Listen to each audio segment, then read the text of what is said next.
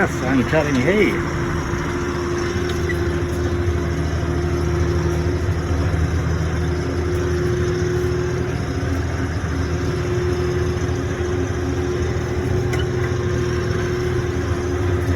The wind is so wild at times when I get a tailwind here. It was actually blowing the hay back through onto the reel.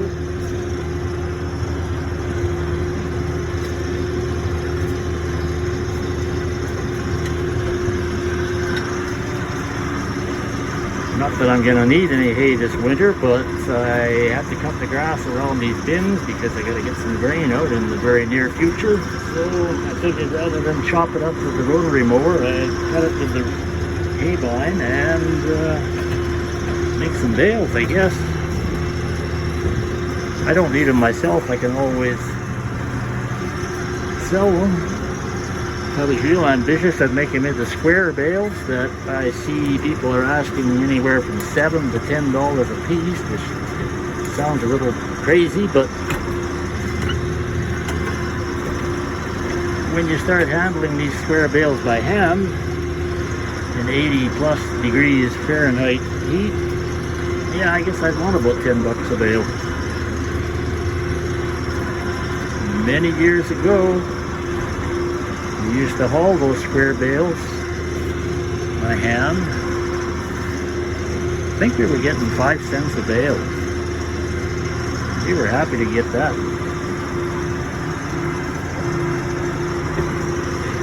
Anyway, it's about 5 o'clock here. I might have another couple of hours of cutting, and I guess I'll hit the road. See if this will make it rain. We are really short on rain here this time of the year. Usually when I cut some hay, it encourages the rain to fall, so we shall see. Anyway, to be continued. You won't know it in the video, but this is a very steep hill that I'm going down right now.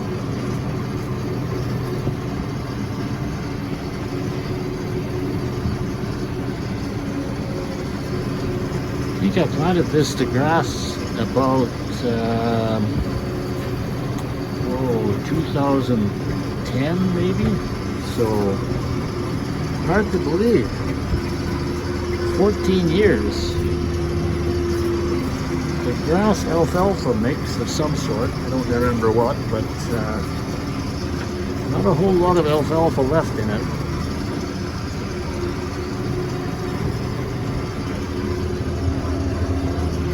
But it's making some kind of a swath of hay anyway, so there's something to bale here.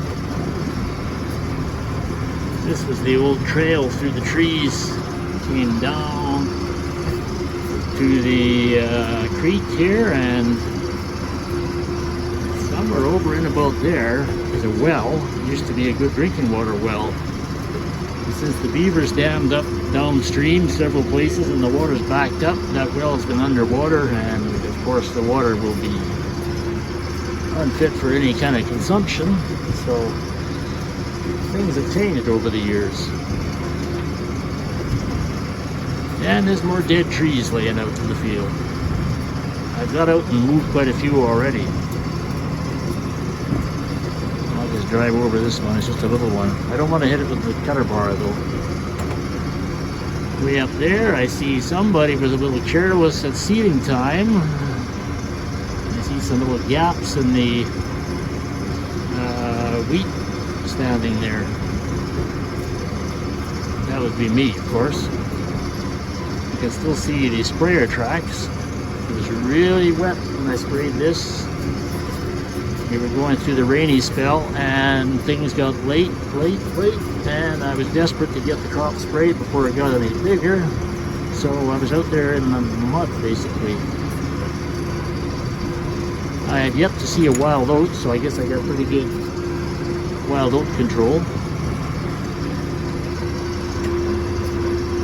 Anyway, I better concentrate on what I'm doing because there's lots of molehills and rocks in this ground. So, catch you later. Well, it's just after 6. I'm getting well into this field. I should finish up within an hour, I think. Just wanted to stop and take a closer look at the spring wheat planted here. It's the first real close-up look I've had at my own. I haven't walked out to see exactly how tall it is, but it looks a pretty good height. And this is the first year for the new variety. Hodge is what it's called. I've been growing Brandon for years, and that's been a very good variety, but this one's a new one, so we'll see what that does. It's supposed to be midge resistant, so that'll be a good thing, because wheat midge is usually a problem in this part of the world. You can see it's waving like the waves on the ocean out there. The wind is still pretty strong.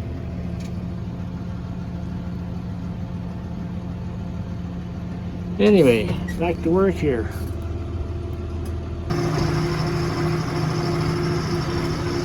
I'm working a little overtime here. It's 7:38, and I'm just going to try and finish off these two little triangles.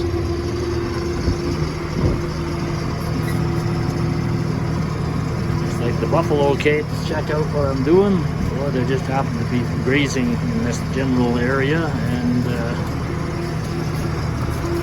watch what I'm doing here. This was a piece of bushland, actually, that was cleared back when they wanted to build the buffalo fence. So this was all trees here, what I'm cutting now. So the odd time I hear the bang of a stump hitting the knife, which is not good, but so far they're still rolling. Anyway, I'll get back to this later.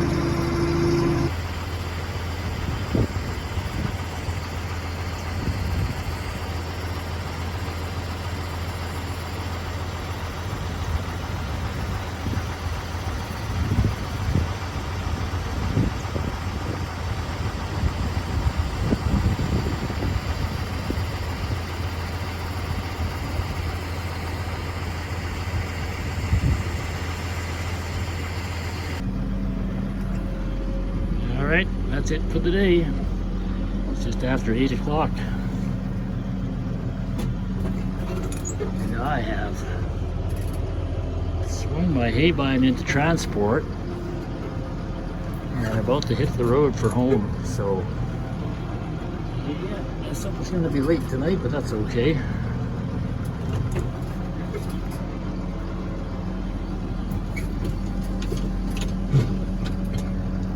Give you one more look at the buffalo as I drive by on the way home. There we go.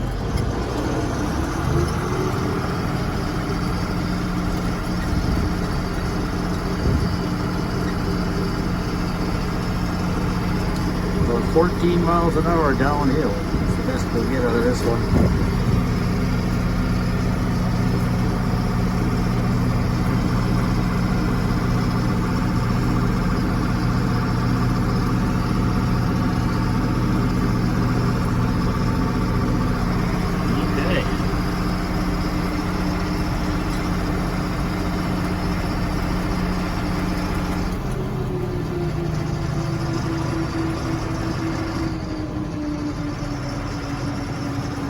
So there's your hay cutting video for 2024. Hope you found it interesting and entertaining, and stay tuned to the next one from the Roofty 6 channel.